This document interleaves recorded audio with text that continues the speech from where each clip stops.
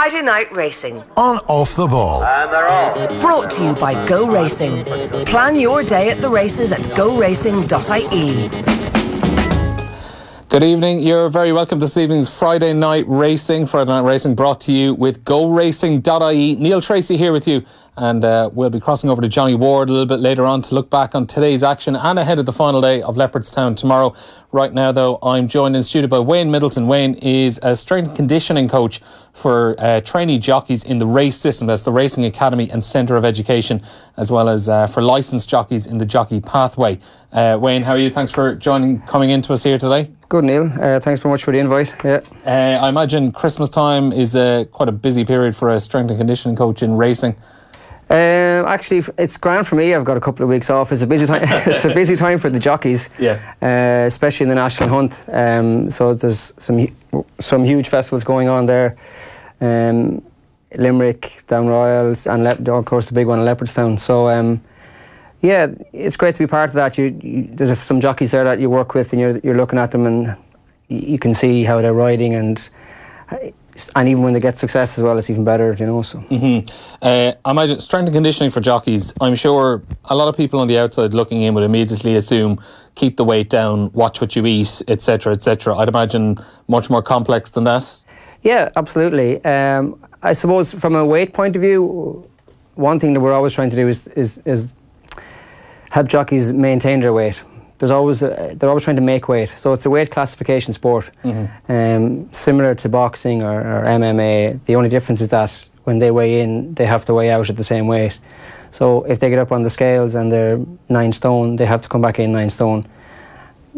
The difference between, I suppose, the boxing is that 2 days before that they get weighed in, and then they can bump up the carbs and they can bump up their weight. So what we try and do is what we're trying to do is to encourage them to manage that weight and to kind of maybe stay a pound or two within your desired weight, or what weight they would want to be. And the strength conditioning side of it has a huge part of that, as well as working with dietitian as well. So look, it's early days for us. It's a sport that 4 or 5 years ago, if you said a jockey was, well, I'm going for a gym session, they would probably look at you and they would think, why are you going to the gym for? You're going to get big, you're going to put on weight. So we're trying to change that. We're trying to educate young jockeys, established jockeys, on the benefits of being stronger, being more supple, being able to move better, and we're getting good buy-in, which is great to see.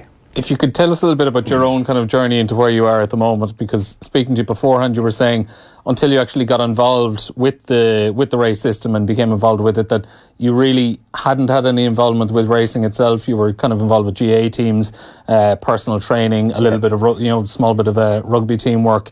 As you say, you'd been surrounded by horses growing up, being from Kildare around the Curragh, but this was a whole new ballpark for you. Yeah, so I grew up in the Curragh, and like you'd be going to primary schools and you see the string of horses, but was never on a horse until this year actually. And I left school and I was playing rugby. I was an average rugby player. I was a fit but poor Gaelic football player.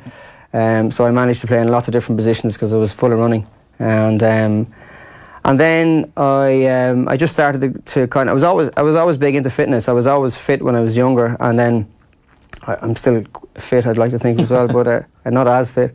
And then I just kind of moved towards I retired from rugby when I was 33, and then the following year, then my club Kildare, we won the Leinster League Division 1, which was huge back then, and I was responsible for the physical preparation of the team then.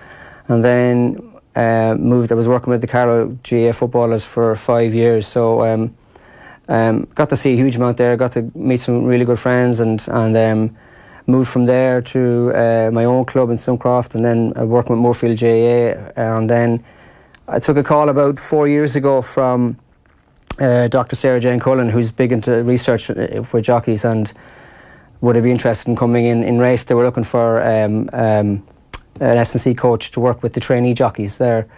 So, like as I was saying earlier, I had no idea what I was getting myself into, but it just struck me as something that would be hugely interesting. Like, to be involved in team sports is great, but it's quite saturated. There isn't kind of any, I suppose, long-term role there, unless you're very lucky and you get in with one of the provinces in rugby, and you got to start at the bottom then and move up. So I just saw it as an opportunity to get involved in a sport that I had always had interest in, but knew very little about from the jockey side of it. My uncle was a jump jockey. He was a champion jump jockey in Germany, which I always slag him about. I don't know if that's something to rave about, but anyway. So then I started working with the trainee jockey. So in the racing academy, they do a 10-month residential course there. So it's a trainee jockey course. It doesn't give them a license. So when they leave, then they can apply for a license then as well. And then I started working with 1 or 2 professional jockeys privately. And then last year, HRI and the Turf Club worked towards what we call the Jockey Pathway, which is really moving on from what Adrian wanted, Dr. McGoldrick, Sarah Jane Cullen and Giles Warrington. So they're big on the whole research and I suppose player welfare or jockey welfare. And we've been pushing for this Jockey Pathway. So we started it last year where we would do 4 sessions a week with me and it was all optional. So they would come in and they would train, and so I was trying to get a feel for myself, but I had done that over the previous, I suppose, 2 or 3 years with the trainee jockeys and then working with professional jockeys, and then really just working as hard as I could, speaking to jockeys and asking them what does it feel like, when you come off? Are you tired? Are you sore? Yeah, and as you said a few minutes ago, like the first time you properly got on a horse was last year. Yeah. Like, did it take for you to do that to kind of realise these are the muscles that we need to be working on? Did you have a program that you then had to kind of tailor to realise, a jockey isn't going to need to do this as much as this? Yeah, because like we've got lots of science that tells us how to train, but we don't have much research that tells us how to train jockeys in a physical sense. So I was applying general training principles but I was looking at the jockeys and I was just saying they must be looking at me thinking, what would he know? Like, he's never been on a horse. If I'm an S&C for a Gaelic football team, I've played Gaelic football, I've played rugby, I've played soccer, so I know what it's like. I know what it's like. So I had no idea. So I'm trying to kind of better myself, but I'm trying to do better for them as well and make them better athletes as well. So this year in race, I was up on a horse and just like to get a feel for it. So these are retired thoroughbreds now, so I've never been on a horse in my life, and I couldn't walk for about 2 days. I was walking down the stairs backwards. So it's like it really gave me an insight in, and I was only trotting. I wasn't. One of the lads was actually holding the rope with the horse, so I wasn't. Yeah. He was actually walking me around on the horse, and then I started to trot. But then I had an idea then, so I went up 4 or 5 times. I had an idea then of maybe, okay, right, so there's a huge amount of core activity going on here, which we would have assumed anyway, and there's a huge amount of leg activity going on, and there's a lot of isometric work, which is working but not moving, so there's a lot of holding going on as well. So then I said, okay, right, we can get more specific with this now. And you might have probably looked at a jockey and think, oh, this is what they need, but until you actually get up on the horse, and these guys are going at 30 miles an hour as well, so then you can bring it more specific to suit them as well, and then I think they enjoy that more as well when they know you're doing something that's going to benefit them specifically as well. So it just gets more exciting then as well. So is the strength and conditioning side then in racing, I suppose, relatively a modern phenomenon? Is it maybe in the last 10 years where it's really, up until more recent times, has it really just been about watching what you ate, watch the weight, and the rest absolutely. looks after itself? And now the last few years they've gone, if you go to the gym, you're not necessarily putting on weight. Absolutely, yeah. And I think by educating the jockeys that come in and they understand that the benefit of being stronger, the benefit of being able to hold that horse, maybe could be the difference between doing extra work in the gym or it may not be the difference. We don't know that, but they're not doing any harm by coming in. They're certainly improving their physical capacity, and they're certainly improving their strength. And we do a lot of work on recovery as well. So we'll have a lot of jockeys that will come in.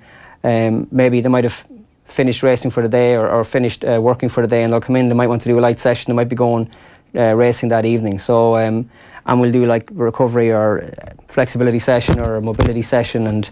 And I think that's really important that you can actually tailor that to the jockeys, so that when they come in, they know, okay, right, Wayne knows how I might have got a phone call from one of the lads or one of the girls and say, look, I'm feeling a bit sore here, will you be able to do something for that? Not something for that, but I'll be able to change the session around to suit how they are. And then if they're suspended, so it's like if they're off for maybe 4 or 5 days, so they'll come in and they'll say, "Oh, I'm going to train really hard now." So that's what I suppose one of the best things about it. Then no 2 days are ever the same. So. Like, has it been difficult to convince some that, you know, doing weight doesn't mean you're going to put on weight? Yeah. I don't want to get too controversial here now. Yeah. You're like, we actually, what I tried to say is that we're not weight training, we're strength training, which may sound the same, but it's not, because their world is about making weight. If they come into the gym and they start putting on weight, I'm out of a job straight away. So, and I need them on my side. So I need them to come in and say, do you know what, I went to the gym and I feel great and I feel much stronger over a period of time, and haven't put on any weight. And when they're sitting in the weigh room, that's what you want the jockeys to say, you know. And because some jockeys will say, "Oh, I was talking to such and such, and he said that you know, he felt great after that session, and he's been training now for 3 or 4 months, yeah, and he hasn't put on any weight, yeah." You know, imagine that. You know, so, well, if you eat enough food, you put on weight, you know. So you kind of, and then I would work with Gillian, or a dietitian as well. So a lot of them will come in and they'll have a lot of information on how they need to make weight, and they'll say to me, "What do you think?" And I'll say, "You go to Gillian now," and then you work with Gillian, and the same with Kira, the sports psychologist as well. So it's kind of it's a multi approach as well there. So but yeah, they'll you're always going to try and convince people, because people think historically we never did it, so we shouldn't do it, and that's fine, and I don't have an issue with that, and neither does any of the service providers. What you want is, if someone says, "Look, I'd like to come in and train," great, this is what we can do, and you're not chasing people to tell them to come in and train. So it's there for people if they want to engage in it, and those that are engaging on a long-term basis are reaping benefits, you know. So yeah, it was funny. I knew you were coming in for the last week or so, and I was browsing around Twitter last night, and I don't know if you see it, there's a video doing the rounds of Tommy Kinnan, who's the father of Mick Kinnan. He's standing on his head. 85 years old. Yeah. And he's doing a headstand in his amazing. kitchen. Holds it for about 30 seconds as well. Like you mentioned there, like how important core strength is. Like, I mean, that is just pure core strength. Oh yeah, 85 years of age. Inspirational. I saw it there earlier on as well. I was thinking, I'm wasting my time here, you know. Exactly. He'll have you out of a job. Just like go down to the Canards and start standing on your head, you know. But I think, I suppose, to get a realisation of how strong and how fit they are, these jockeys are. And I'm not, like, sometimes people might look and think, "Oh, Jesus, they don't do an awful lot." But they are extremely strong and very, very fit, and that's something that I always admire about them, and even more so that they can come in. Like, I can name check a few people here, like the likes, say, of Paddy Mullins will come in now, and he'll be racing in Punchestown, and he'll come into the gym straight after racing. Billy Lee, who's over in Dubai now, he had 5 or 6 winners in Dubai, which is great actually. Chris Hayes had a winner today as well, so, and then Ronan Whelan had a winner 2 days ago. So. And is it important having guys like that? Yeah, you mentioned so. Rachel Blackmore as well, was someone you name checked beforehand. Well, Rachel trains. I know she doesn't like the media, but she'll probably kill me for mentioning her. But she trains. I know she trains down in Carlow with a coach down in Carlow. But Willie's school's up on a Tuesday in the Curragh. So if they're up, she'll ring me the day before, text me the next day, come in for a session. As will Danny Mullins and Brian Hayes. So you know there's something good happening there if when they're finished work they want to come in and do something in the gym. Now it could be only a light session, but they'll still want to do that as well, you know. And then like the bigger jockeys, the Chris Hayes, the Declan McDonoughs, they're now Chris is in Dubai, they're long-term advocates of the training, the Shane Foleys. And then you've got the younger guys, like young apprentices like Dylan Hogan, Dennis Lenihan, Ross Coakley, all these young apprentices, Gary Halpin, who's not an apprentice, he's writing out his claim. Like they're putting in a huge amount of effort, and they don't see you don't see that, you know, like these young apprentices coming in 3 or 4 days a week, working really hard, and they might not be getting as many rides, let alone winners. And I think it's just, I admire them for that, because they lose far more than they win, you know. But yet they still have the drive to come in and want to be stronger and fitter. So yeah. And Wayne, we're running out of time, but just I suppose very quickly, if there are, you know, young jockeys listening in this evening, is there kind of a standard 4 or 5 exercises that you'd probably just recommend getting started on if you were new to the gym scene? Anything that requires you to squat, because if you look at the position that they're under rehearse, they're actually squatting quite low. They're phenomenally strong at squatting, which is great, and their deadlift movement, which is their hinge movement, because that's the position they're in. So those two movements are very specific to their riding position. So if they can get a good coach and get them to kind of train them properly to do that as well. Any isometric works like a plank. So, I mean, in January now, everybody will be doing planks after Christmas as well. But that's a really good exercise from a nice isometric point of view. And then they need to build up their aerobic capacity. So whether that's working on a bike, or we do a lot of work on the watt bike. The jockeys love it, absolutely love it. I've been on it once or twice. It's a nightmare. Boxing, if you get into a boxing class, anything that's kind of, you know, along those aerobic lines without getting too specific. So. And then if they're licensed jockeys, just get involved in the pathway. It's free; they don't have to pay. And then and then take it from there. Yeah, and then just before we go as well, like if you could give us a small idea the role that the race centre, the Racing Academy Centre of Education, kind of plays for the younger jockeys. Yeah, so it's a 10-month residential course there, and then they have different modules on it. So they'll basically work with the riding instructors there, learning how to ride, how to hone, how to improve the riding skills. They'll work on business in school. They'll work with me in the gym. They'll work on communications, and then after that, then they'll have a level 4, I think level 5 FETAC course on horsemanship skills. And then if they want, they can apply for their license then. So that's in racing. And HRI then, which covers the pathway, once they become a license or even a pre-license, then they can get involved in the pathway then, and that's the route. You don't have to go to race to apply for a license.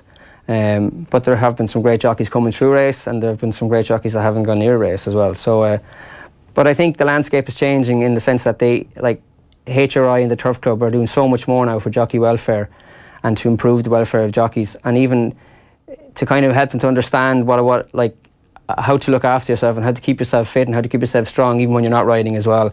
And from a psychological point of view, I know for a fact that when the guys and girls come into the classes, like they may not be in a great place coming in, but when they're leaving, I know that they're feeling better as well, you know. So there's a lot of downtime for them as well. So that kind of outlet where they can come in and put on a pair of gloves and hit a few pads and go home feeling better as well. So it's probably more important than anything, you know. And I imagine, given the amount of injuries there are for jockeys and in horse racing, you're probably having to. There's no quiet day. You're probably constantly tweaking the modules and tweaking the exercises. Yeah, and I suppose what I've learned as well is that a lot of the jockeys, they'll come in when they're broken, and then when they get fixed, then they won't come back. But it's probably similar in a lot of sports as well. Where, you know, you only go to the doctor when you're sick. You know, so what we'll try to encourage them is, okay, look, even if you're not coming in, here's a few things you can do. Like the guys that are in Dubai, like they're over there riding away, and I'm still in contact with them, giving them stuff to do while they're over there. So it's look, it's an exciting time as an S&C coach to be involved in a sport that historically would have avoided it. So I think the direction we're going is excellent. So Wayne Middleton, thanks for joining us on Friday Night Racing, and Happy New Year. You too, Neil. Thank you very much. Cheers. Okay, well, we have Johnny Ward joining us on the line now from Limerick. Johnny, how are you doing?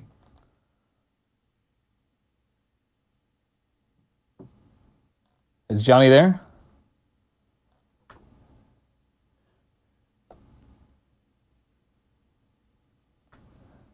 Yeah, we might have to give Johnny a little call back there for a second.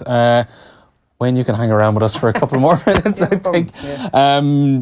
Have you kind of got into racing a lot more in the last couple of years? Yeah, now you've been involved absolutely. With this? I suppose I've never watched much racing. You know, even today, I like to watch, especially the jockeys that I've worked with, watching their form, looking at it getting tired. Does it look like they're getting tired? And then even chatting to them about their own races and how they're feeling. And then I'm always really watching the younger kids. And, you know, I get so much satisfaction when a young kid has been in training and they get their licence and they get their first ride. I love to see that, because that's a great achievement. That's a great moment for them.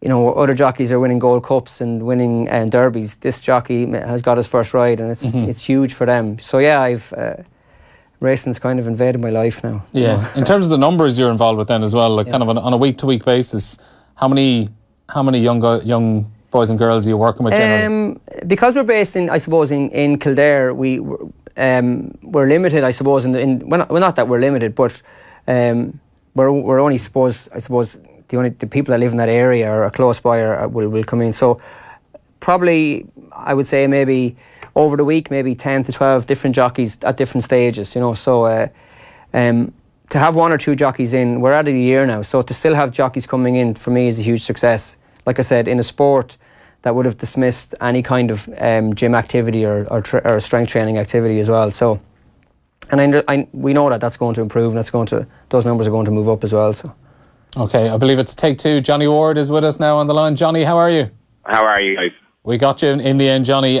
Before we look ahead at tomorrow's racing, obviously another busy day in Leopardstown and Limerick. The big one today in Leopardstown was the Christmas Hurdle, the Grade 1. It hasn't been a particularly good week for favourites, Johnny, but Apple's Jade certainly gave punters something to smile about today. Yeah, and it hasn't been a particularly good week for Gordon Elliott either. I was just actually counting his runners last night after day 2. He'd had 50 runners over the course of the 2 days at what would have been, I think, 4 different meetings, including the Welsh National.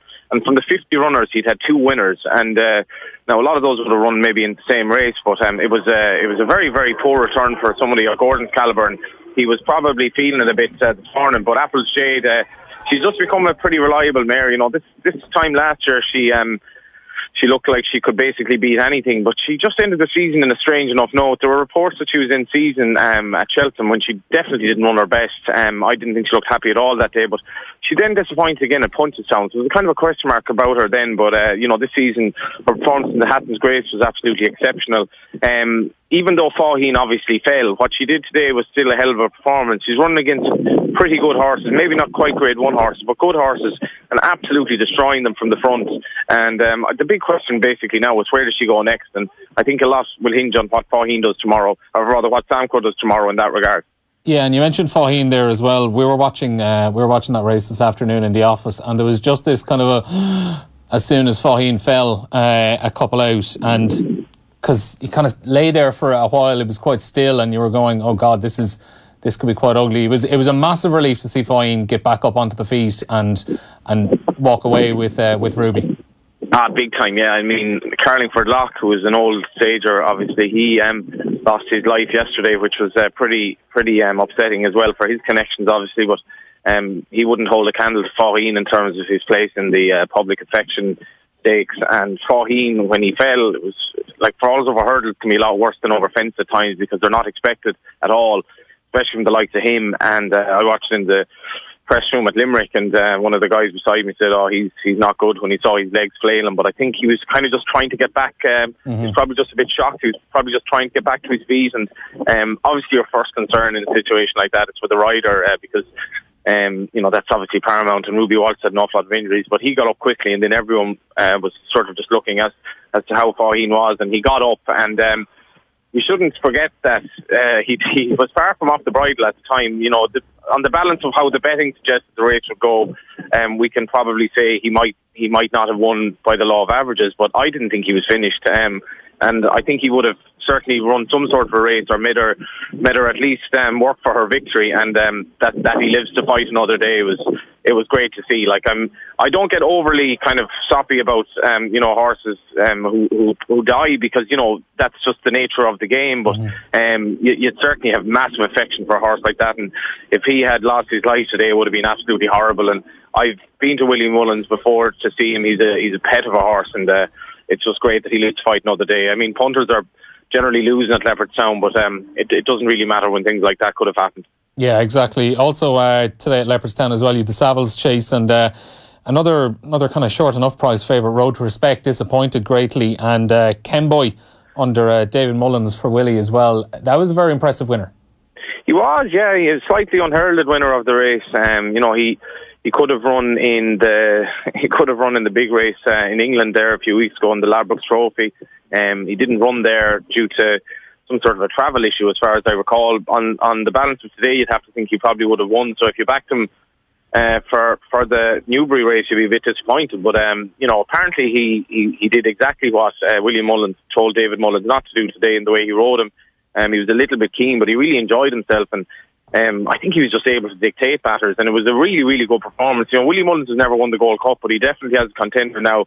The only thing I would say is this was a shambles of a race for all due respect.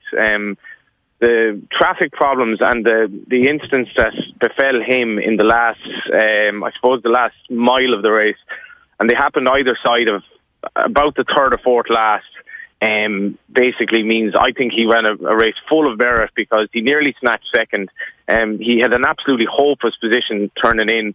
I honestly think he could have lost about 10 lengths in that race with the kind of, he lost his footing at one stage, he was tight for room at another. So much went wrong.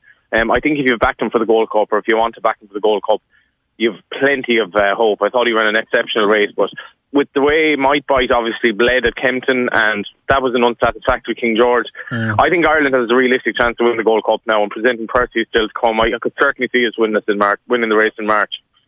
Okay, we'll watch that space. You were down in Limerick today. Obviously, the big one there was the Grade 3 Irish Independent Hurdle.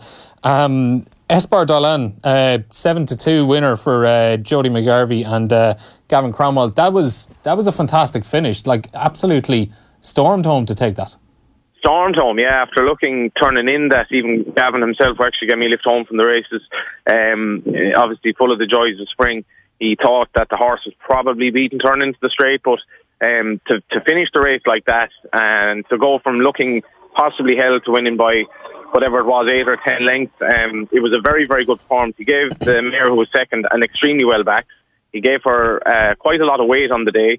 If you took out his run at Leopardstown last year when he was 4th of 5 to his last run of the season, when he clearly wasn't himself, he's never lost a race for Gavin Cromwell. I was just talking to him about his physique, because he's not overly big, but he could still become a very good chaser, because you don't need to be massive to be a chaser. You actually, a lot of the good chasers are just very nimble at their fences. So he's not really sure what his future holds. He thinks he could definitely jump a fence, but you'd have to think if anyone else owned him other than JP McManus, who has the favourite for the race in Bouverdare, Esper Dallin would be going for the champion hurdle, because he certainly deserves consideration for the race, even though obviously 5-year-olds have a pretty poor record in it, but he's a very, very likeable and talented horse. Yeah, looking ahead at tomorrow, final day, Leopardstown, at 1:55, the Neville's Hotel's novice steeplechase is Delta Work seems to be the one everyone's talking about there. It looks like it's going to be going off as a comfortable favourite. Do you see any other winner there? Not really, no. It's not the strongest Grade 1 novice chase. Obviously, it's the third novice chase to be run in Ireland this Christmas, because there's a new one at Limerick, and maybe it's kind of spread it out a bit in terms of the quality of the runners. Jigginstown have 5 here, which is really, really remarkable. I mean, it's kind of just a sign of, the stranglehold of these novice chasers that they have from time to time. But Delta Work, he was probably considered a need-to-A player for the RSA chase, because Santini had impressed everyone on his chase debut. I wasn't completely wowed by him, but he's been beaten since in any event. And Delta Work obviously has won a very good race last time at Fairyhouse when he overcame a bad mistake the last, but he generally jumps very well, and he steps up to 3 miles. So basically, I don't really think he's run against proper Grade 1 horses here, with all due respect to even the other Jigginstown runners. So I can't really see him being beaten if he doesn't fall, and he shouldn't, because he's a very good jumper. Yeah, the lineup then for the other Grade 1 at Leopardstown tomorrow, the Rhino Hurdle, it is just stacked with big names, most of whom have question marks over. Yeah, you'd have to say they do, particularly Samcro. Obviously Lorena, Willie Mullins' mare, if she had come here, it would have been a slightly better race. She's very exciting, but in fairness to horses that are there, it's a cracking renewal, I think. Samcro, I have to think he's miles better than what he showed in the Fighting Fifth. I thought making the run worked out completely wrongly for him. And if you remember when he won his bumper at Navan making the run, and he wasn't at all impressive back in the day. So I basically just don't think he's suited by making the run, and I think he'll run a lot better tomorrow. Whether or not he'll beat Mellon, I don't know. As far as I can tell, the vibes about Mellon are very strong. And I look back to Champion Hurdle on the replay there the other night, and he was actually quite badly hampered by Faugheen at a very, very critical juncture of that race, apart from which he may well have actually won, because he was quite badly snatched up, and he only went down by about a neck in the end against Bouverdare.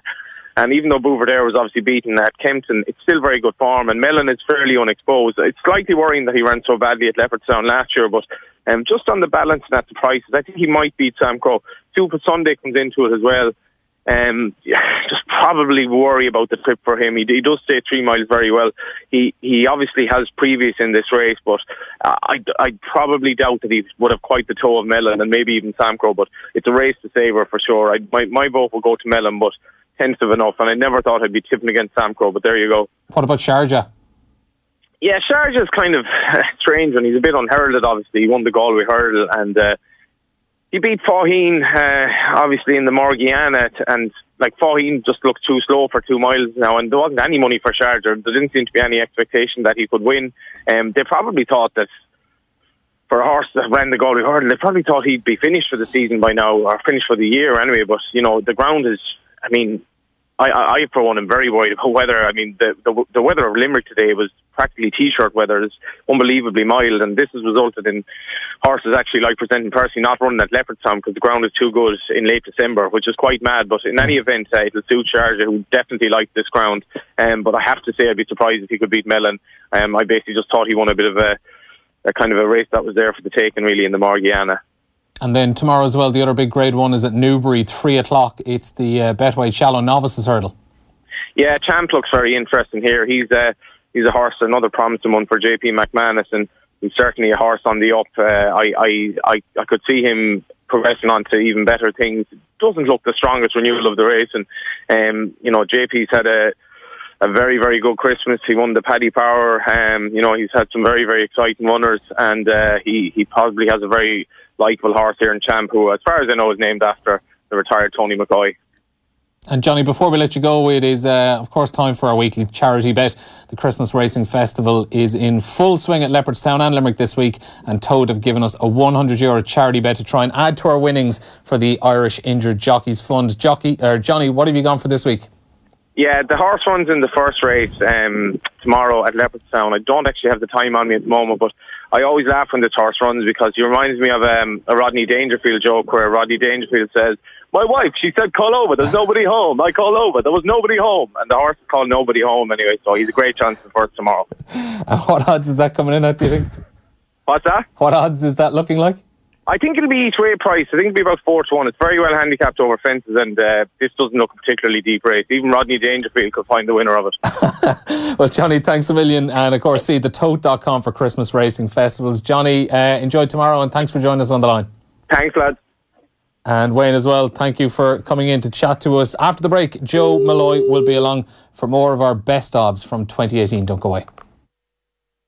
Friday Night Racing on Off the Ball. And they're off. Brought to you by Go Racing. Plan your day at the races at goracing.ie.